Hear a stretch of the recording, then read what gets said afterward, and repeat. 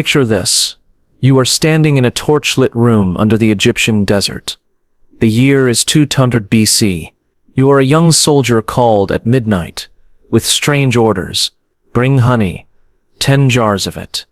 Tell no one where you are going. Now you watch as servants pour that honey over a naked boy, standing on a stone platform.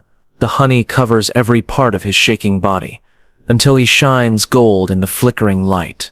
The boy has been trained not to speak, not to cry, not to move, but his eyes are different. His eyes are screaming. You hear buzzing. Thousands of wings. Clay jars around the chamber begin to shake violently. Inside those jars are 3 kinds of creatures. Scarab beetles starved for 5 days. Fire ants taken from Nubian valleys and fed on blood. Wasps bred only for violence and kept angry with smoke. But there is a 4th jar in the corner. And what is inside that one will haunt Egyptian nightmares for the next 4,000 years. The Pharaoh enters. He is 96 years old, though some say 100. He has ruled Egypt for 90 years. Since he was 6, he has outlived 8 generations of his own children and grandchildren. His name is Pepi the Second, and what happens next will be erased from Egyptian records, but whispered by priests, written by foreign witnesses, and found in mass graves that still make archaeologists walk away from their work. With one gesture from his thin hand, the servants release the insects. The beetles come first, a moving carpet of black shells crawling over the honey-covered skin. Each beetle begins to bite, their jaws made to tear through hides tougher than human flesh. The boy tries not to move, but his body betrays him, twitching as dozens of beetles dig in at once. Then come the ants, rivers of fire following the honey trails, each ant injecting poison that burns like their name.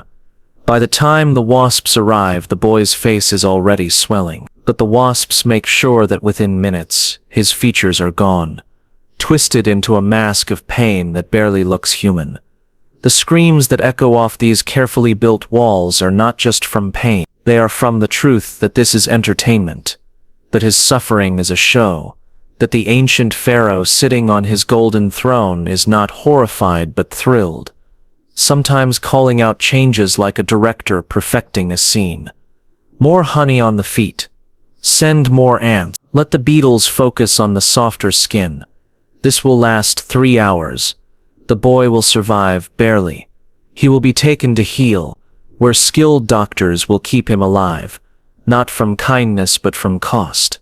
He is too expensive to replace. He will heal over weeks, given special food to regain his strength, treated with salves to hide scars, and then when he is just strong enough, it will happen again and again until he is too old for the Pharaoh's interest, or dies from the damage. This boy is one of about 50,000 children who will vanish into Pepi's chambers over a 94-year reign. But before I tell you how a 6-year-old became history's most dangerous predator, before I explain how a whole civilization reshaped itself to feed one man's desires, you must understand something that historians rarely mention. Pepi II was not born cruel. He was molded, shaped, changed by endless power, childhood trauma, and 9 decades of never facing punishment. What you are about to learn is not just ancient history.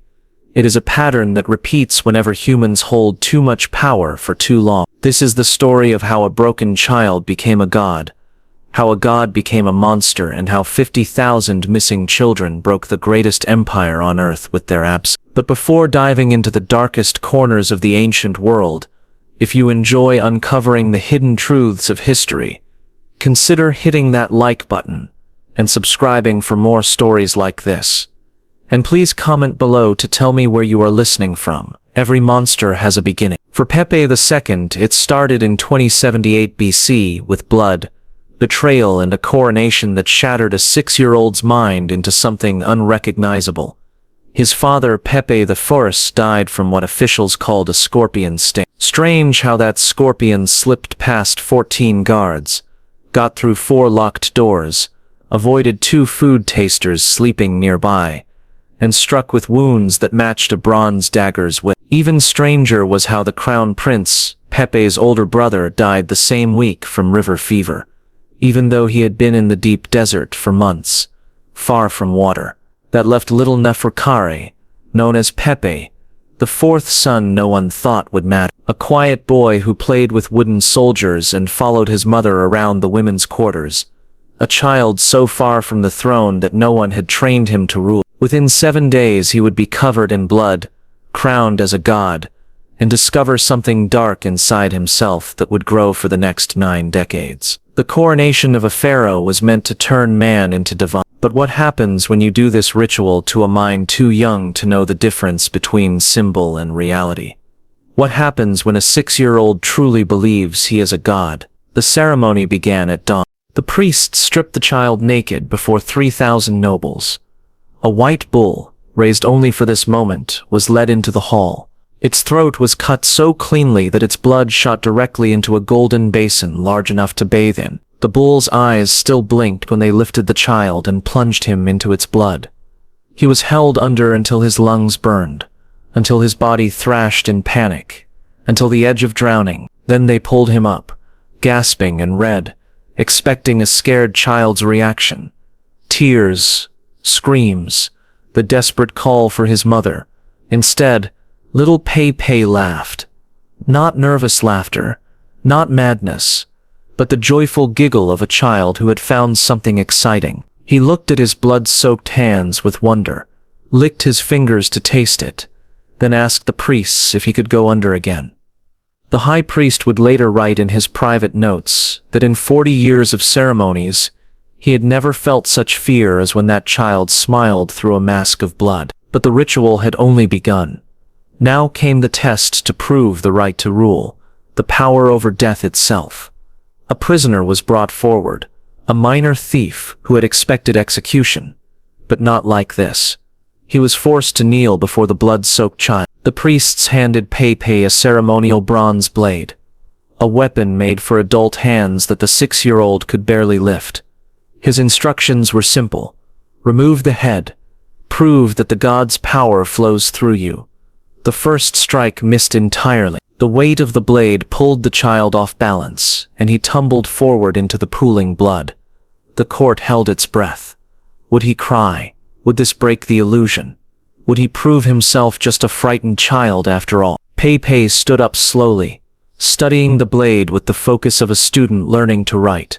He adjusted his grip, planted his feet differently, and tried again. The second strike caught the prisoner's shoulder, opening a gash that sprayed blood across the front row of nobles. The third shattered teeth. The fourth opened the throat but failed to sever the spine. Any other child would have stopped when the prisoner stopped moving. But Pepi continued, strike after strike, learning with each swing, adjusting his technique based on what worked and what did not. It took 11 blows before the head finally separated. By then the prisoner had been dead for several minutes. But the child pharaoh did not stop until the job was complete. Then came the moment that revealed what Pepi would become. He picked up the severed head, looked into its dead eyes and whispered something. When asked what he had said, the new pharaoh replied with words that would define his reign. He said he had asked the head what death tasted like, and though it could not answer, he thought he understood anyway. Death, he declared, tasted like power. A 6-year-old child covered in blood, holding a severed head, philosophizing about the flavor of mortality. This was not trauma creating dysfunction. This was revelation, the moment when young Pepi discovered what he would spend 94 years exploring. The coronation was not finished. 23 women stood before the new pharaoh, his father's secondary wives who tradition demanded accompany the dead king to the afterlife. The youngest was 14, married just months before. The oldest was 32, mother to 3 of Pepi's half-siblings. Custom called for poisoned wine, quick, dignified, ceremonial.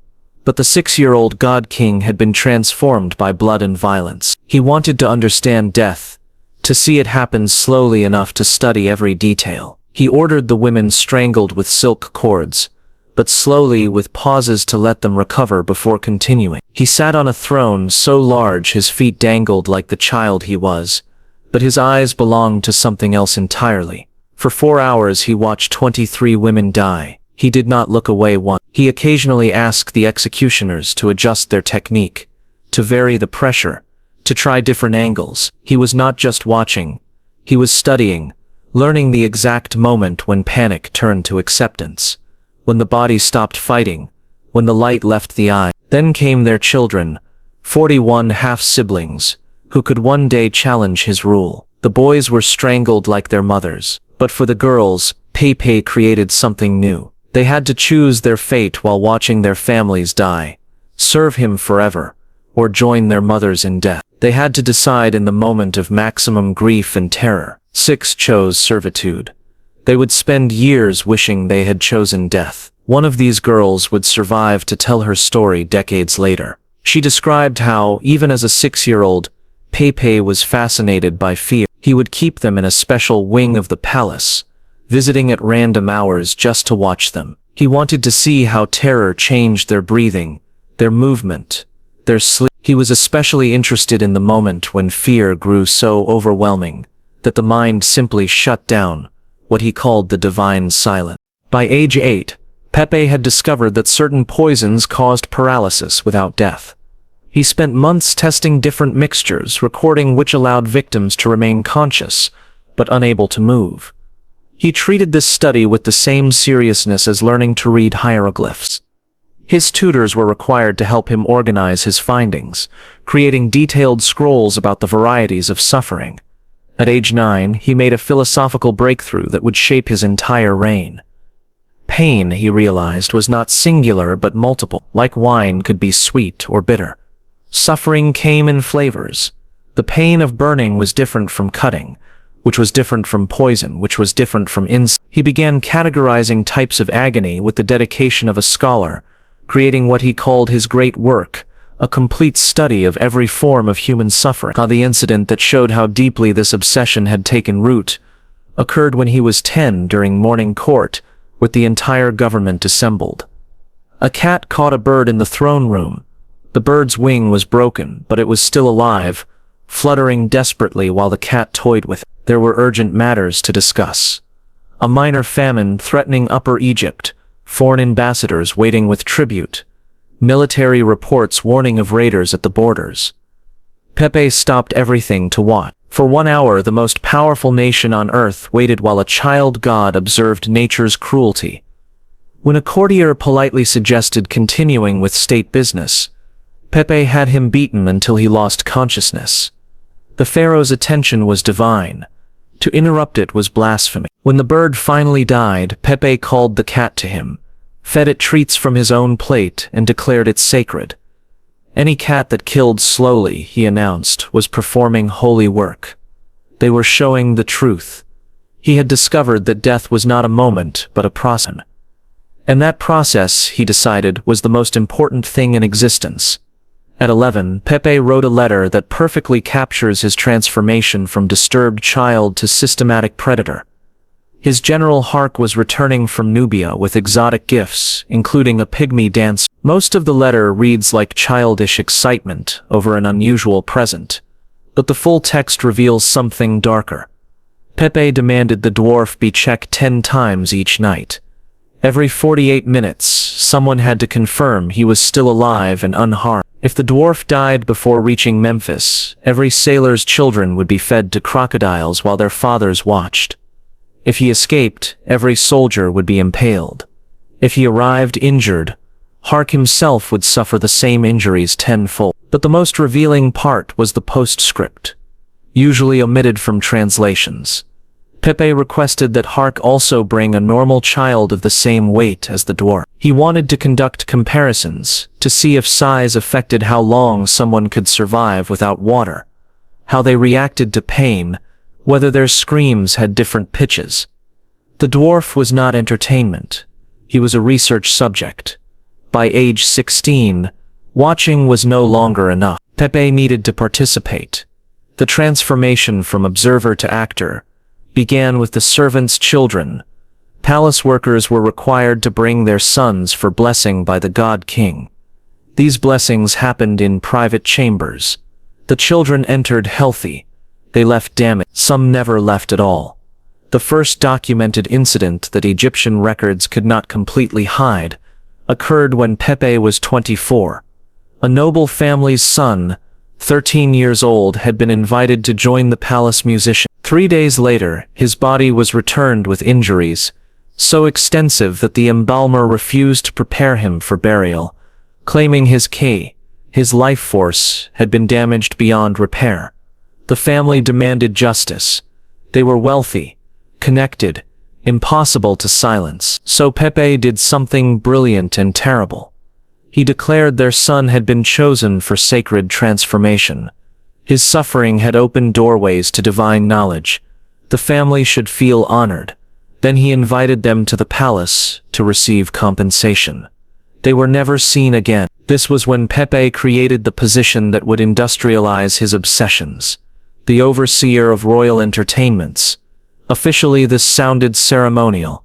In reality, it was a procurement operation that would eventually employ nearly 1,000 people across Egypt. The first overseer was a man named Pepi, chosen specifically for his lack of conscience. Within months, he had built a network of scouts, transporters, guards, doctors, and disposers. He created detailed criteria for selection. Boys between 8 and 14. Specific heights, weights, skin tones. Even the sound of their voices was tested. Pepi preferred higher pitches because his aging ears could hear them better when they screamed. The honey rituals began when Pepi was 52, in his 46th year of rule. By then, individual victims no longer satisfied him. He needed spectacle. He needed ceremony. He needed what he called symphonies of sensation. The idea came from watching warehouse workers who had spilled honey and been swarmed by insects. Pepi observed a young worker covered in biting ants and experienced what witnesses described as a religious revelation. Here was suffering that came from nature itself, pain that could be blamed on sacred creatures, torture that looked like divine judgment. The first honey chamber was simple, a single room beneath the palace, walls sealed with bitumen to contain sound, drainage channels in the floor for fluids. But simple was never enough for Pepi. Within a year, it had expanded into a complex of 9 interconnected chambers, each serving a specific purpose. The preparation chamber, where boys were cleaned and oiled. The honey room, for the main ritual. The beetle pit, where victims were submerged in thousands of carnivorous scarabs. The serpent chamber, for those who had developed resistance to insects. The water room, with pools containing things that should not exist. The fire chamber, where controlled burning created precise types of pain. The recovery room, where victims were kept alive for repeated use. The disposal chamber, whose purpose needs no explanation. And at the center, the observation platform, where Pepi could watch everything. The honey itself became a precise science. Pure honey attracted insects, but not aggressively enough. Through systematic experimentation on early victims, palace torturers discovered the perfect formula. Honey mixed with human saliva changed its scent in ways that drove insects into frenzy. Tears added salt that certain species craved. Blood attracted the ones that preferred protein. But the most powerful ingredient was fear itself. The pheromones released by terrified children mixed into the honey created an irresistible lure for predatory insects. The insects were cultivated with equal precision. Scarab beetles fed only on raw meat until they associated flesh with food. Fire ants selected for venom, potency, and aggression. Wasps kept in constant agitation through smoke and vibration. Each species tested to determine the ideal starvation period for maximum violence. A typical session followed strict protocols. The selected boy would be brought in at sunset, when certain insects were most active. He would be stripped, inspected for wounds that might cause premature death, then given a mixture of lotus wine and herbs, not to reduce pain but to prevent loss of consciousness. Awareness was essential. The entire point was that they knew what was happening. The boy would be placed on a stone platform carved with drainage channels, leather restraints at wrists and ankles, tight enough to prevent escape, but loose enough to allow the writhing Pepi enjoyed watching. Then came the honey application. Servants used brushes made from palm fronds, coating every inch of skin. Special attention was paid to the most sensitive areas, the places that would provoke the most dramatic reactions. The insects were released in calculated waves. First, the beetles 50 to 100, consuming the honey while biting into flesh. The boys would begin struggling as dozens of mandibles pierced their skin at once. Then came the ants, hundreds of them.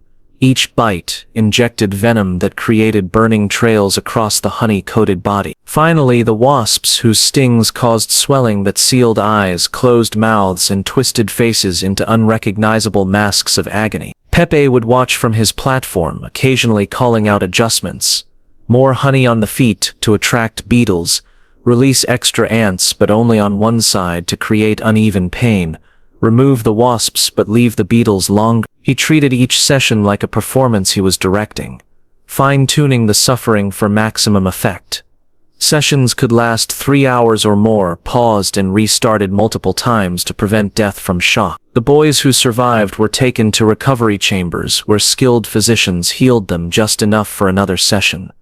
Some endured this dozens of times over months before finally dying or aging out of Pepe's interest. By year 70 of his reign, when Pepe was 76 years old, Egypt had completely reorganized itself around feeding one man's appetites. This was not corruption of an old system. It was the creation of a new architecture of atrocity. Consider the economics. Egypt produced more honey in Pepe's last 20 years than in the previous century combined. Entire farming regions that should have grown grain were instead turned to flowers for bees. This was during a time of climate change, when Nile floods were failing. While Egypt starved, its fields bloomed with flowers to make honey for torture. The human infrastructure was staggering. The overseer of royal entertainments commanded 4 regional directors. Each director managed 10 provincial coordinators. Each coordinator supervised 5 village scouts. That was 200 people whose only job was finding boys. Supporting them were hundreds more. Boat builders who crafted vessels with hidden compartments for transport. Metal workers forging child-sized restraints. Potters creating specialized jars for insect cultivation. Farmers breeding insect species. Merchants importing exotic creatures from distant lands. The selection criteria had become absurdly specific. Records from this time list 47 physical requirements. Height measured within 2 fingers. Weight precise to half a deben. Skin tone matched against pottery color chart. Even the timbre of their screams tested, with preference for pitches Pepe's old ears could still hear. Villages invented desperate ways to protect their sons. Some claimed plagues that struck only boys of a certain age. Others reported mass drownings, raids by desert nomads. Anything to explain missing children. The governor of Abydos claimed all his province's boys had been cursed with ugliness by an angry god. The governor of Hermopolis insisted flooding had washed 3 villages away. The governor of Abydos reported jackals had developed a taste for children. These lies never worked. The governors were executed, their families enslaved, their replacements sending double quotas to prove loyalty. The message was clear. Provide boys or become victims yourselves. Some regions tried other methods. Wealthy families smuggled sons to Nubia or Libya, claiming they had died of fever. Poor families had fewer choices. Some scarred their sons' faces with hot metal. Others broke bones to create deformities. Some fed them potions that caused temporary illness. The lucky succeeded in making their children undesirable. The unlucky watched their injured sons taken anyway, their deformities adding another layer to Pepe's entertainment. The demographic impact was staggering. Some regions lost 70% of their male children over 30 years. Not from war, which leaves wounds. Not from disease, which strikes all ages. These boys simply vanished. Villages near Memphis, closest to the palace and most often harvested, show the worst collapse. Burial records from this time list almost no boy children dying naturally. Either they had gained impossible immunity to all childhood disease, or they were dying somewhere else, somewhere their families could not bury them. Resistance movements rose, heroic but doomed. Groups of grieving fathers attacked procurement convoy. They called themselves the Fathers of the Lost. For 6 months, they freed dozens of boys and killed several scouts. Pepi's response was swift and horrific. Every male member of suspected resistance families, from newborns to grandfathers, was dragged to Memphis and subjected to the honey rituals. They were kept alive for days, their suffering prolonged by medical intervention, their families forced to watch. One tale, preserved in Nubian oral tradition, tells of a village that chose collective suicide rather than surrender its children. When scouts arrived, they found 800 bodies in the town square. Every family had drunk poison together rather than see their sons taken. The scouts collected the bodies of suitable boys anyway. Pepi reportedly had the corpses covered in honey and displayed in the palace courtyard, furious at being denied living entertainment. By year 80 of Pepi's reign, Egypt was not just dying from within. It had become an international outcast, shunned by civilizations that had traded with it for millennia. A Sumerian tablet from this period records merchant instructions that show the depth of disgust. Any trader entering Egypt would be considered unclean and banned from temple grounds for a year. Any goods from Egypt were to be burned without payment. The tablet explained, Egypt had become the land where children entered palaces and did not leave, where the Pharaoh fed on innocence like a lion feeds on gazelles. The Nubian kingdom, which had long paid tribute, not only stopped sending gold, but built forts to block Egyptian child-raiding parties.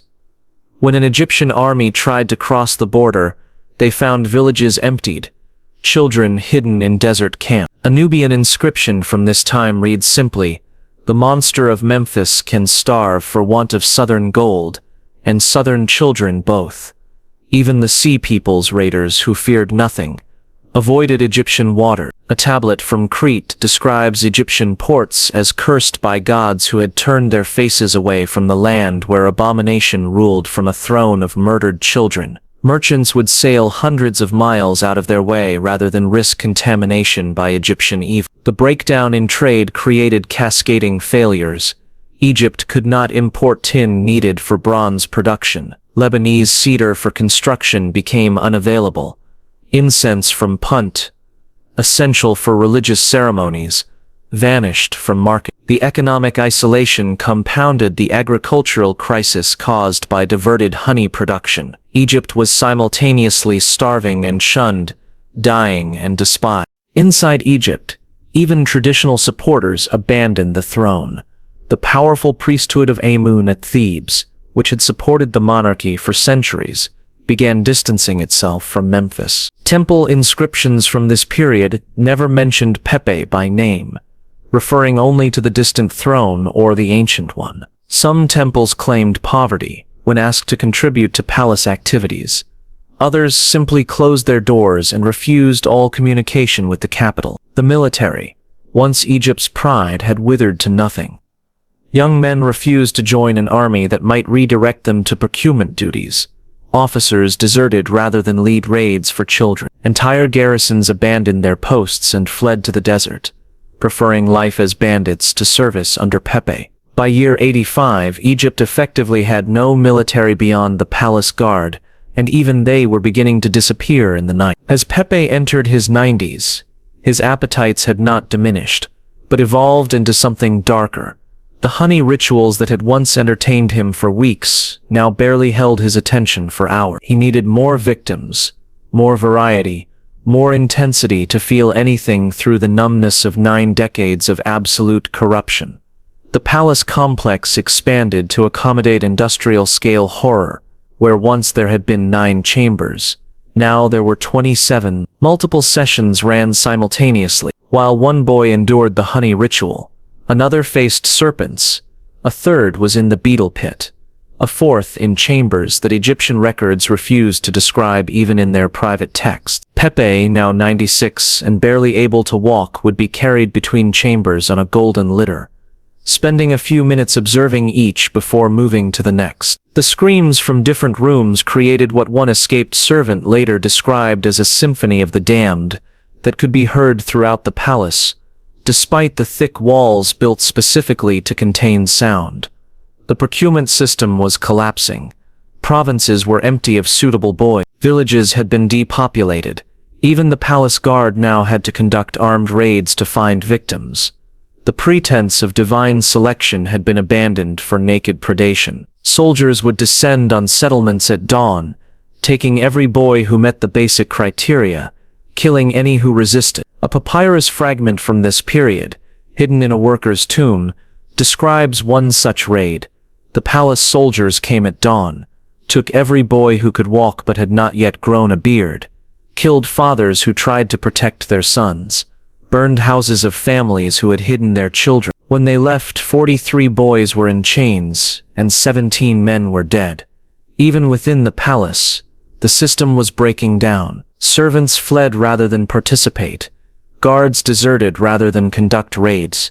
Administrators destroyed records rather than document atrocity. The complex machinery of procurement and torture that had operated for decades was falling apart just as its architect reached peak depravity. The last recorded session, described by a palace guard who fled immediately afterward, involved something so horrific that even Greek historians who documented it centuries later refused to provide detail. They would say only that it involved 40 boys, insects bred to impossible size, and substances that should never touch human flesh. It lasted from sunset to dawn. None survived. And through it all, the 96-year-old Pharaoh smiled. 3 days later, Pepi II died in his sleep, clutching a piece of honeycomb, his mouth twisted in what servants described as an expression of eternal hunger. He had ruled for 94 years. He had outlived 8 generations of descendants. He had consumed approximately 50,000 boys, and he had never, not once, faced any consequences. The moment Pepi died, Egypt died with him, not metaphorically. Literally, the instant his death was confirmed, the palace erupted into chaos. But not mourning. Instead, there was a desperate race to destroy evidence. Documents were burned by the thousands. Not ceremonial burning, but frantic destruction. Servants hurled armloads of papyrus into bonfires that burned for days. Stone inscriptions were chiseled away, sometimes taking entire walls with them. The honey chambers were filled with rubble and sealed with blocks so massive they could never be moved without destroying everything inside. The boys still held in palace dormitories presented a problem. Releasing them would mean acknowledging they existed, so they were sealed inside and left to die. Hundreds of children, already damaged from repeated torture, slowly starved in darkness because the truth of their existence was more terrible than their death. Pepi's successor, Pharaoh II, ruled for less than a year.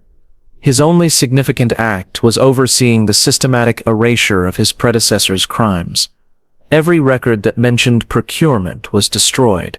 Every official who had participated was either executed or fled. Every trace of the honey chambers was buried or burned. Even Pepi's mummy was deliberately sabotaged. The priests responsible for preparing it for the afterlife instead ensured he would suffer in death. They removed organs that should have been preserved, used salts that would corrode rather than protect, positioned the body backwards in its wrappings. They filled the stomach cavity with live insects that would consume the corpse from within. It was not mummification, it was posthumous revenge. The pyramid built for Pepi was deliberately constructed to fail. Inferior limestone that would crumble, weak mortar that would not hold, support beams positioned to eventually collapse. Within a century, the ceiling had crashed down onto the sarcophagus, crushing it and the mummy within. The builders knew exactly what they were doing. They were ensuring Pepi's remains would be destroyed by his own monument. Egypt itself fragmented immediately. The unified kingdom that had existed for 800 years shattered into competing territories within months. Central authority vanished. The irrigation systems that had made Egypt fertile collapsed from neglect. Trade routes permanently shifted away from Egyptian ports. the accumulated knowledge of centuries scattered as scribes fled to different regions. The demographic recovery would take centuries. Entire regions had been depopulated of young males. The generational impact meant not just missing individuals, but missing families, missing bloodlines, missing futures. Some areas never recovered their pre-Pepi population. The social trauma passed through cultural memory, a fear so deep it shaped Egyptian politics for the next 1,000 years. What happened in ancient Egypt was not unique. It was simply the most extreme, most documented example of a pattern that repeats throughout history whenever absolute power combines with perverted appetite and unlimited time. The Roman Emperor Tiberius retreated to Capri, where he had young boys trained as his little fish, swimming naked in his pools, nibbling at him while he bathed. The difference? Tiberius ruled for 20 years. Gilles de Rais, the French nobleman who fought alongside Joan of Arc, retired to his castle where he tortured and murdered somewhere between 80 and 200 children. The difference? He operated for 8 years before being caught. Pepi operated for 9 decades without consequence. The Countess Elizabeth Bathory supposedly bathed in the blood of virgin girls, believing it would preserve her youth. Modern historians debate the exact number of her victims, somewhere between Pepi's victims numbered in the tens of thousands. And there is no debate about their reality. What makes Pepi unique is not the nature of his crimes, but their scale and systematization. He turned child torture into a government function. He made procurement a bureaucratic process. He industrialized suffering in ways that would not be seen again until the 20th century, and even then never for such personal gratification. The psychology is disturbingly consistent across all these cases. It begins with power acquired too young or too absolute. The normal human empathy circuits that develop through equal relationships never form. Other humans become objects, toys, sources of stimulation rather than beings with their own inner lives. Then comes the tolerance effect. Like any addiction, the stimulus must constantly increase to achieve the same response. What begins as curiosity becomes compulsion. What starts as individual incidents becomes systematic practice. The infrastructure of evil grows around the central appetite, normalizing atrocity through repetition and bureaucracy. The enablers follow predictable patterns too. First, they rationalize. It is the divine right of kings. It is necessary for stability. It is not as bad as rumor. Then they become complicit through small compromises, looking away from one incident, facilitating one procurement, filing one false report. Each compromise makes the next easier until they are fully enmeshed in the machinery of evil. The victims are always the vulnerable. Children, the poor, those without protection or voice. They are selected precisely because their suffering will go unnoticed, their disappearance unexplained, their stories untold. In Pepi's case, he had the additional power to make their suffering into religious ritual, to transform atrocity into theology. We tell ourselves these are ancient horrors, irrelevant to our enlightened age. We are wrong. The pattern Pepi established, the systematic procurement and consumption of the vulnerable by the powerful, continues in different forms. The private jets to private island, the mysterious disappearances. The powerful people who seem to operate above all law, the infrastructures that protect them. The victims who are never believed, the evidence that gets sealed or destroyed, the investigations that mysteriously stop, the perpetrators who die peacefully in their beds, taking their secrets with them. What Pepi proved is that with enough power and time, any atrocity can be normalized. His nobles accepted the honey chambers as divine ritual. His priests blessed procurement as sacred duty. His people surrendered their children as religious obligation.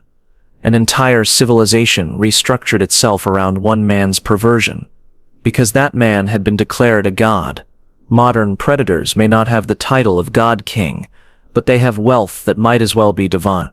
They have connections that protect them better than any palace guard.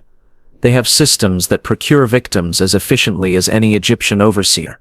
And they have something Pepi never had: the ability to operate globally, to move between jurisdictions, to hide behind corporations and foundations and charitable fronts. The methods have evolved, but the pattern remains. The gradual normalization of the unacceptable, the infrastructure that develops to facilitate and protect, the official silence that enables continuation, the victims who disappear into modern chambers that may not use honey and insects, but achieve the same ends through different means. Return now to that torch-lit chamber where you stand as a young soldier watching a honey-covered boy writhe as insects consume him. You want to run, but cannot. You want to help, but dare not. You are trapped in a system that has normalized horror, that has made atrocity into ritual, that has transformed children's screams into background noise. That boy died 4,200 years ago. We do not know his name, his village, his mother's lullabies, his favorite games. We know only that he existed, because his bones were found in a mass grave with hundreds of others, all showing similar trauma patterns, all children, all forgotten, except as statistical evidence of systematic evil. Multiply him by 50,000 boys who had names their mothers whispered when they were born. 50,000 futures erased for an old man's entertainment.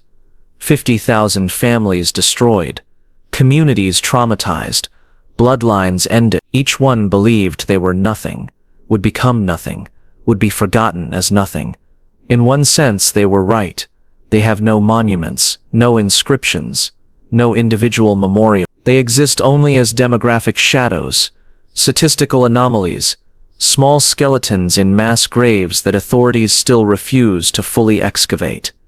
Their names are lost forever, but in another sense, they achieved what Pepi never could. They brought down the world's greatest civilization. Their collective absence created a wound that Egypt never healed. Their suffering ended the Old Kingdom more definitively than any invasion or natural disaster could have. They conquered through absence, destroyed through being destroyed. Pepi died at approximately 100 years old, peacefully believing himself divine. He faced no earthly justice, experienced no consequences, never knew a moment of the terror he inflicted. His pyramid still stands, damaged but present. His name appears in every chronology of ancient Egypt. He is remembered, recorded, academically acknowledged. But his victims won something greater than memory. They won truth. Their bones speak louder than any inscription. Their absence echoes longer than any monument. Their stolen futures judge more harshly than any god. They are history's loudest silence, screaming across 4,000 years that unlimited power creates unlimited horror, that humans given absolute authority become absolutely monstrous, that the price of one man's pleasure can be an entire civilization's collapse. Modern visitors to Saqqara can see Pepi's pyramid in the distance, a crumbling pile of stones that once reached toward heaven. The guards will tell you it is closed for restoration. It has been closed for 40 years. It will remain closed because some doors should not be opened. Some evidence should not be displayed. Some truths are too heavy for tourism. The honey markets of Cairo still sell golden sweetness that tourists buy without knowing its historical weight. Some Egyptian families with lineages stretching back 4 millennia still refuse to eat honey. They cannot say why. It is simply tradition passed from parent to child. Do not eat honey. Do not ask why. Just remember that sweetness can mask horror, that golden beauty can attract suffering, that some things should not be consumed, no matter how appealing they appear. Somewhere beneath the Egyptian sand, in chambers that will never be opened, evidence waits: more bones of children, more vessels of honey mixed with human remains, more proof of systematic evil that operated longer than most kingdoms exist. The full truth may never be uncovered. Some doors remain sealed not from respect for the dead, but from fear of what the living might learn about human capacity for sustained monstrosity. The 12-year-old boy covered in honey from our opening died in agony 4,200 years ago, but his death echoes through time as a warning. This is what happens when power has no limits. This is what humans do when consequences do not exist. This is why we must remember even what we wish we could forget. That boy is still screaming across the millennia. The question is not whether we can hear him. The question is whether we are listening, whether we recognize the same patterns emerging in different forms, whether we will notice the next Pepi before another 50,000 children disappear into modern chambers of power. History does not repeat, but it rhymes. And the rhyme of Pepi II, the rhythm of procurement and consumption, the meter of power devouring innocence, continues. We just call it different names now. We dress it in different rituals. We pretend it is conspiracy theory rather than conspiracy fact. But the bones remember, the statistics remember, the demographic shadows remember, and sometimes in the silence between heartbeats, if you listen carefully, you can still hear them.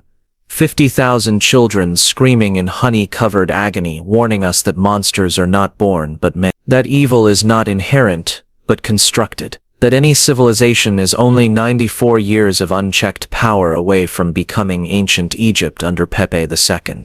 The Pharaoh is dead. His victims are, but the pattern lives, waiting for the next alignment of absolute power, perverted appetite, and unlimited time, waiting to build new chambers, recruit new overseers, procure new victims, waiting to prove again that humans given godlike power will commit godlike atrocities. Unless we remember, unless we listen, unless we learn that some appetites must never be fed. Some powers must never be absolute. Some reigns must never last 94 years. The honey-covered boy from 200 BC died for many reasons, but perhaps he can serve one purpose: to remind us that civilization is always one monster away from collapse, and that monster is never born. He is always made, and we are the ones who make him.